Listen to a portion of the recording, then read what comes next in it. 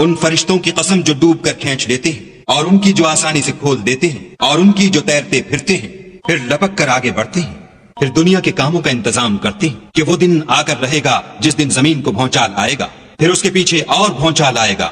اس دن لوگوں کے دل خائف ہو رہے ہوں گے اور آنکھیں جھکی ہوئی۔ کافر کہتے ہیں کیا ہم الٹے پاؤں پھر لوٹیں گے؟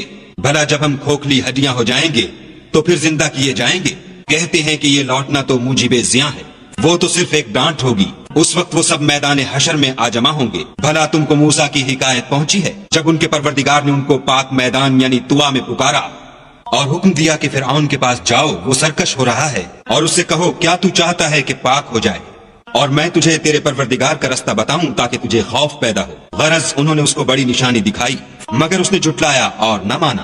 پھر لوٹ گیا اور تدبیریں کرنے لگا اور لوگوں کو اکٹھا کیا اور پکارا، کہنے لگا کہ تمہارا سب سے بڑا مالک میں ہوں۔ تو خدا نے اس کو دنیا اور آخرت دونوں کے عذاب میں پکڑ دیا۔ جو شخص خدا سے ڈر رکھتا ہے اس کے لیے اس قصے میں عبرت ہے۔ بھلا تمہارا بنانا مشکل ہے یا آسمان کا؟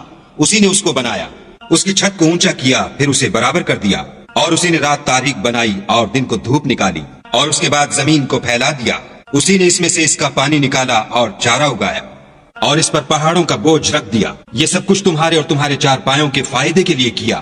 تو جب بڑی آفت آئے گی اس دن انسان اپنے کاموں کو یاد کرے گا اور دوزخ دیکھنے والے کے سامنے نکال کر رکھ دی جائے گی۔ تو جس نے سرکشی کی اور دنیا کی زندگی کو مقدم سمجھا اس کا ٹھکانہ دوزخ ہے، اور جو اپنے پروردگار کے سامنے کھڑے ہونے سے ڈرتا اور جی کو خواہشوں سے روکتا رہا اس کا ٹھکانہ بہشت ہے۔ اے پیغمبر صلی اللہ علیہ وآلہ وسلم، لوگ تم سے قیامت کے بارے میں پوچھتے ہیں کہ اس کا وقوع کب ہوگا، سو تم اس کے ذکر سے کس فکر میں ہو؟ اس کا منتہا یعنی واقع ہونے کا وقت تمہارے پروردگار ہی کو معلوم ہے۔